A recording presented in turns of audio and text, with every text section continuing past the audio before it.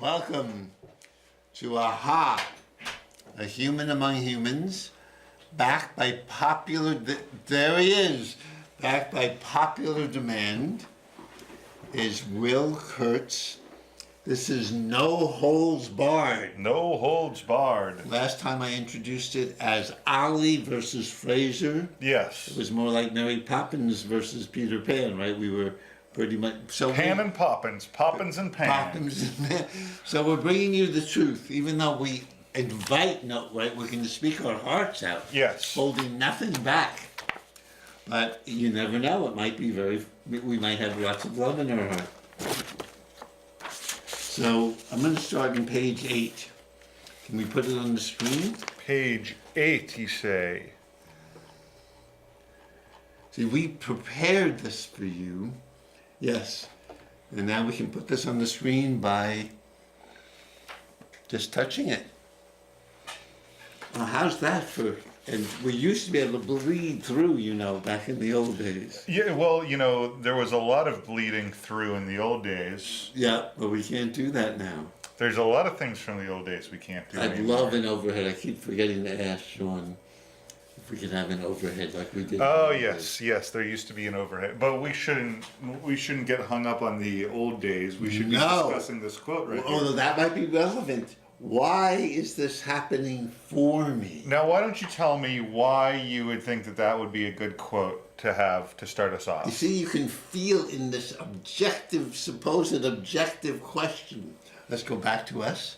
Yes, I'm just asking questions. Yes, but it feels like there's a lot of underlying, why on earth would you pick this quote to start with? Yes. What is wrong with you? Right. You can hear that in a neutral tone. Yes, you can. And he's admitting it, though. That's what we love about him. But underneath his respectability is a seething animal. One of the primal animals. Maybe a mammoth, maybe. A mammoth, I like that. Yeah, I knew you'd like it. Because mammoths are one of the best creatures, and they're coming back, I hear. Oh, because they got the DNA and they're going to make Yeah, they've got the DNA, and what they're going to do is they're going to take the DNA and they're going to inseminate. Inseminate's not the right word, but they're going to have an elephant house the sperm. The DNA can be put into another elephant's sperm. Right, so they're going to born a mammoth from an elephant. Well, that's how they're going to do it. They can do that with us too, probably. Well, that'd probably be very painful with the woman. And we're laughing. Would you respect people? Do you respect people? Are you turning off your TV set now? We don't blame you. And this is just the beginning. And we're supposed to be disagreeing with each other. All right. So, why is this happening for me? It's starting to make a lot more sense to me.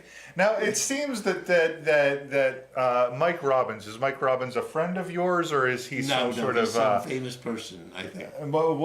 Okay. If he's so famous, how come we don't know who he is? Not that. There's different levels of fame, Oh yes, of course I know. Right, like I don't think you follow too much professional basketball, or do you? Sure. Or you do, or hockey. I wouldn't know. Hockey, yeah. Sometimes. I wouldn't know the famous name of the goalie. Not me, the Bruins goalie. I wouldn't have a shot at it. So to speak. You do either. Oh yes, you see, he's making this clever and interesting. Okay, so, but my beyond significant other got this from a woman named Samuelson, who she likes. Okay. And this is supposed, when something is challenging happening to you, instead of saying, I remember I was teaching poetry in a nursing home. Yes. And someone younger than me, in his 50s, had this cancer, and he kept saying, why is this happening to me? Right. And according to Mike Robbins, and I think her name is Karen Samuelson, a much healthier question all the time is, why is this happening for me? Well, I think that you just found in your story there what's wrong with that is that cancer isn't happening for anybody.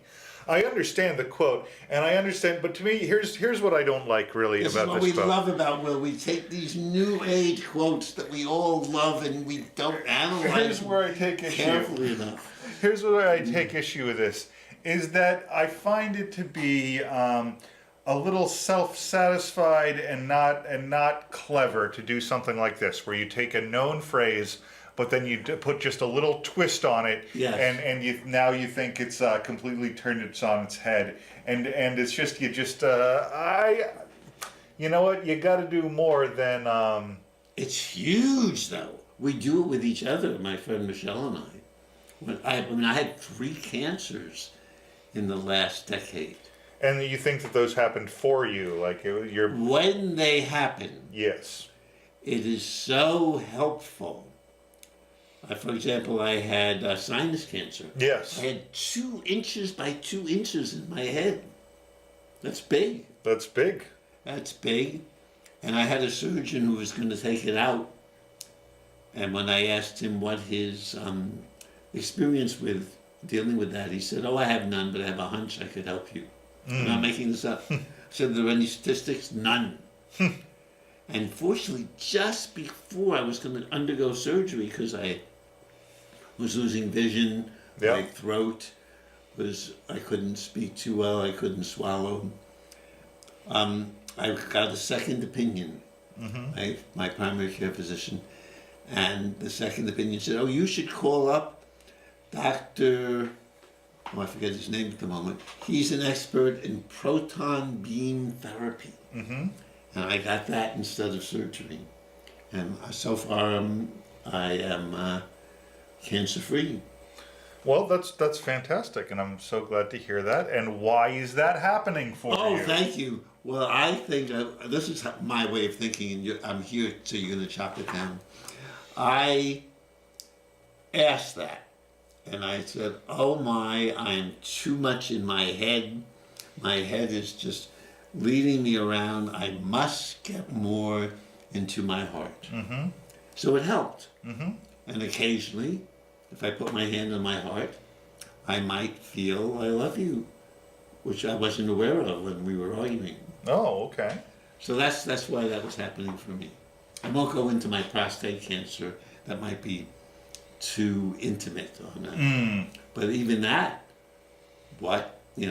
it's very much more helpful to ask, because you can come up. You really could come up with helpful answers to live a better life, whereas you just say, "Why is this happening to me?"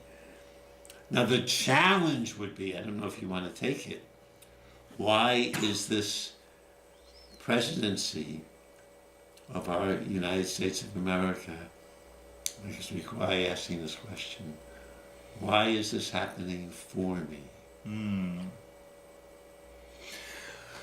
Well, so it's. I still don't love this quote, because I think that we can do this exercise where we try to find the silver lining in everything and try to turn that frown upside down. Whoa! And all that stuff. I'm just not impressed by the quote in and of itself. I mean, perhaps some of the sentiment behind it. And if we want to talk about why is this president happening for us? Wow. I mean, there's certain things that we wouldn't know about ourselves and our society and things like that had this not come along. I have a newfound respect for our institutions. Yes. I have a respect that I never had before for kind of the dignity of the office, the way that people carry themselves. And people have seen me on this show and other places throughout the years. I mean, I tend to be very vulgar, very out there. But I think that there's a place for, someone who's not the president to do that. Be it, an art or commentary or comedy or satire or whatever it's attempting to be. And I didn't know that I had this just inherent respect, I guess, for. I guess it doesn't. I guess because it doesn't work. You can't. and people say, yeah, how do you make fun of Trump? You can't. He's just such an exaggeration of himself anyway. And I think there's this thing where it's like, because he's just, so vulgar and so unpresidential and so undignified with the things he says, and so childish and just so petty, and all these things that are just beneath what we always thought of embodied the office of the presidency and the respect that we had for that office, and I just didn't know that about myself. So that's one thing I learned. Wow. And the other thing is that, being surrounded for the most part, although certainly not entirely, by people who feel similarly that I do to this age and to this era and to this president, is certainly, mobilized, I think, a lot of people, and certainly myself, to get more engaged with politics than I ever have before. And I mean, we'll see on Tuesday. I think we're all a bit anxious to see what the results are going to be. But, ahead of that, I will say that there has, I think, been a sense of community surrounding. Wow. Beautiful. Even though that we all feel negatively about what's happening, scared, yeah. And feel the pain of people who are more directly affected so far than we are. Yes. Well, that was, I rest my case, thank you. Okay, great. That was beautiful. Okay, we can move on if you would like. Sure, do we just go to the next one here? You can do it any way Page you 9. Like. We just did this one last time. Yeah. Oh, what are you doing here? It's so nice, you just press it. Yeah, I'm just scrolling down. Scrolling down So we can look at this one here. Gene Mason says, "Love your way out of your confusion." Wow, he's my friend. Love Gene Mason is your friend. Well, I mean, it's not really fair to put me in a position where I need to start then let's go criticizing your friends. Let's go to another one. Because I do like that quote. I'm glad that I don't have to come up with some artificial argument No, against we don't. Well, this is true. Well, no, you don't. You can agree. That's another friend. This is Marshall Rosenberg. Deep quote from my heart. Okay, Marshall Rosenberg Who created nonviolent communication. "What I want in my life is compassion, a flow between myself and others based on a mutual giving from the heart." Wow, every time I read that, it's so deep. I need it to remind me. Why do we still have the heart? Why do we still... I mean, the heart is an organ that makes your blood pump through your body. It's not... the heart has this definition, I think, that is... It's oversold. Right? I mean, the heart, it's like... There's no reason for it because, there's the heart, the physical heart, right? That's the organ that pumps blood through your body. Yes. And there's this concept of like, have a heart, or my heart goes out to you, or all these things. Well, those songs. My heart will go on. I don't know the songs in your time, in my time. Yeah. If I give my heart to you, will you handle it with care?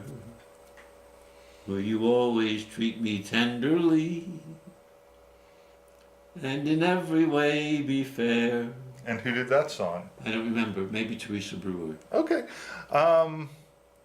Yes, but I mean, I think biologically we've long since passed the point in time where where there's anything magical about the heart. That's why we love Will.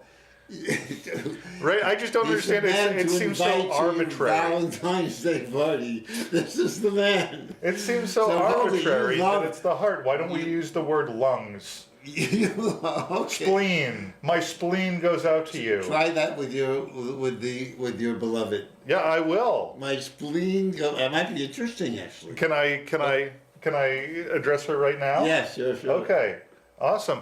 Emily, my gallbladder goes out to you. Oh. Now, what about you? Because you like Emily. You love Emily, right? Yes. So, do you feel it in your heart or not? Do I feel it in my heart? No.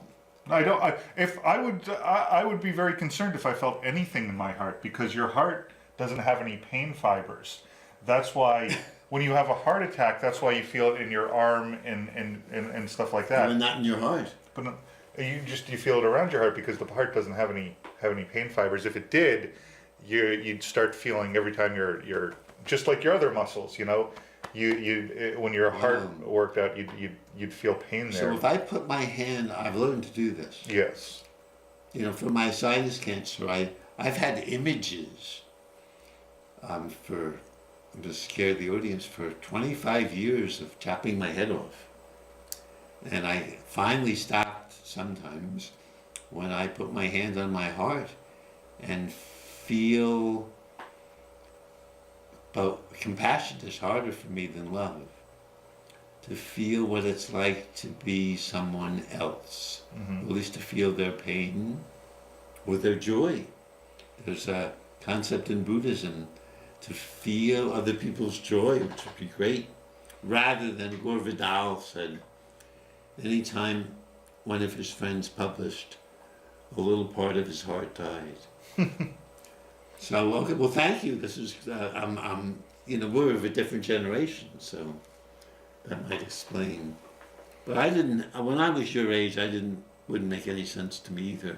How's that for pulling rank? Yeah, I mean, that's horrible. that's some gentle condescension right there. Yes, I would agree. Not from the heart. No. I wasn't from the heart. I was from the head. Way more fun. No. I think that could have even been from somewhere further down below. The spleen. I was sharing my spleen with you. Shall we move on? Yes. Okay, what's next? I don't even know. Oh, this is huge. I love this. I used to teach it. I taught it once to a Religions for the World class. I insisted on doing it the first class, and 4 out of the 8 people didn't come back ever again. Wow. I think they wanted more Christianity. So this is then divisive, I guess. Or just not even, everybody didn't stay around to be divisive. They just scorned it. Or just, as I said, this is not the class we were looking for. And I love this one. It's long. It's long, so we're going to go through it. So, Earth, teach me to remember. And this is a North American prayer. Uta, is that correct? Yes, I think so. And I think Utah was named after them, I think. Oh, that makes sense. Yeah. I never knew that. Oh, I learned something today. Finally, see, I've been teaching. This is over halfway into the show. Talk about gentle condescension. Earth, teach me stillness as the grasses are stilled with light.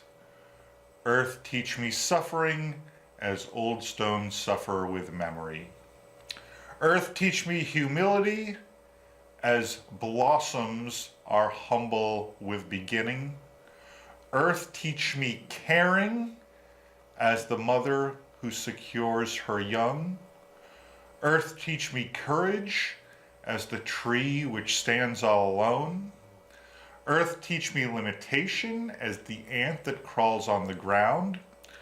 Earth, teach me freedom as the eagle who soars in the sky. Earth, teach me resignation as the leaves who die in the fall. Earth, teach me regeneration as the seed which rises in the spring. Earth, teach me to forget myself as melted snow forgets its life. Earth, teach me to remember kindness as dry fields weep with rain. I won't deny that those are beautiful words. Wow. Beautiful words. Beautiful. I don't understand the point. Okay, well, let's start at the beginning. No, I don't think, because we don't have to go through this step by step. My question is very simple as far as what good does it do to pray to the earth? Oh, well. Like, what's the practical impact of praying to? Thank you. I forget. Because if we believe in some deity, and we don't have to go down that road. No. But if you believe in some deity and you pray to God, well, in your belief, there is a being out there that hears you and has the ability to have some influence on your situation. Now, do you believe, or do you think that this comes from the belief that the earth is alive? And I don't doubt that the earth is alive, but is listening to your thoughts is able to understand your thoughts and is able to take your thoughts into account, and then like, is it going to like grow a tree in your honor? Like, what's the goal of this poem? What's the goal here? What's the whole freaking You can point? hire this man for the New Age audience to take on. First of all, they prayed over water even. And supposedly the claim is, scientifically, that it changes the ability of water to nourish plants. They've done some, I think, Hold on. double-blind experiments. Hold on, do that thing again, what you just said. Well, I'll say it differently. Then. Okay. They've prayed over plants, and the claim is, I'm not sure it's substantiated, is it will, I don't see why not, it will change the way the plants grow, improve them. I'm suspicious of that. Well, because you know that they're alive, of course. What, plants? Yes. Yes, I know that plants are. Jesus! Gentle condescension! We've gotten beyond the gentle. We promised them no holds barred. Okay, so why, because you're scientifically minded, why can't the energy field coming from me, because plants and us are intimate. I put plants into me all the time. You do. He says it with scorn. What are you breathing? Air, I hope. And what in the air do you need? Oxygen. And who made that oxygen? You ungrateful wretch. Why am I now ungrateful? Who made the oxygen? She's not even answering, ladies and gentlemen. The earth made the oxygen. No! What? Who made the... You're smart enough. What makes the oxygen in the atmosphere? I mean, I don't think there's any one thing. I do What's the understand that main trees, that vegetation Yes! takes in carbon dioxide and releases oxygen. So they and we have a symbiotic relationship. Yes, very good. Yes. And that's, of course, calling it a symbiotic relationship. Kind of, you wouldn't say that to Emily. What? We have a symbiotic relationship. She does the laundry and I take the trash out. You would call it symbiotic? I can't wait to hear your Valentine's Day card. Dear, although I did call my beyond significant other, dear shopper, yesterday. We went shopping. We had a good time. Yeah. So, but hold it. No, but I don't think that the point that you're making refutes my point. My point is that the earth, that we, of course we owe the earth everything, and we are part of the earth, and we're destroying the earth, and we don't have the reverence for the earth that we should. My whole point is, why is this prayer, what is me praying to the earth going to do for me or for the earth? It's completely pointless. It's like yelling at a painting of a dog. Whoa, what about the dog? Yelling at the dog, and you see, he slipped that in because he knows yelling at a dog can deeply affect the dog. Of course, but yelling at a painting of a dog can't affect anything. What about the plant, though? Don't you have an energy? You know you have an energy field emanating from you. Yes, that you know. Like an iron filing. Yes. Sure, I'll accept that. I don't know if I completely buy that. Hold it. You don't accept that we radiate energy? I don't know if that. So what is that? I don't know. So don't we radiate body heat? Look, I understand that if you want to pray to a deity and you say, "Dear God," I mean, I don't necessarily agree that that does anything either. But I agree the logic that if you believe in an omnipresent a being that has some sort of control over the world and the situation surrounding your life, but praying to the earth, I mean, you should call upon yourself to be good to the earth, but praying to the earth. There's any awareness on the earth's part? No. There's awareness on the plant's part, though, for sure, right? On the plant's part, no. The plant doesn't have awareness? Are you one of those old-fashioned scientists? Everything they do is instinct, and I believe that a plant's awareness is so different from our awareness. Now we're talking. Now, finally, it was worth waiting for. Keep going. Don't let me interrupt you. That was it. It's just that they're separate things. and that they don't commune in any Do way. you believe in a transferred consciousness? I'm completely changing the subject, but No, it sounds tangentially. connected. Yeah. Do you believe in a transferred consciousness in the afterlife? Like after you die, do you believe that you are going to, in some form, have consciousness where your viewpoint and your memories and everything So like many that? people believe this. I mean, ancestor worship in China, in India. A friend of mine married her husband's from Hong Kong, and that's what he believes in. But I guess what I'm saying, maybe I didn't express it right, but I think a lot of religions, sort of like the Christian concept of heaven, is one where you go there, and I mean, whether or not you believe in the cartoons where you're look like yourself but you're semi-translucent and playing a harp, or if you believe in something that's a bit more esoteric or something like that. The idea that you have the ability to remember what your life was like on Earth, that you meet, that you go and meet the souls of your, Yum, love it. yeah, of your Yes, forgotten, well, of your not your forgotten, but your loved Departed, ones. dearly Yeah, departed. You can say those words. Sure. You can manage. Yes, dearly Say- departed. Very good. Do you believe that? I'm just curious. Why not? I think it's. I think that if there's an afterlife, there's no transferred consciousness. Well, you don't remember what happened before you were born, right? Some people claim they do. Big time. Those people are full of crap. You know this? How do you know this? Wow. Educated guess. See, that's what? Educated? Now guess? we're talking. Educated yes. I'm just telling you what So I believe. You think an educated guess should malign people by calling them full of crap? Yes, You do.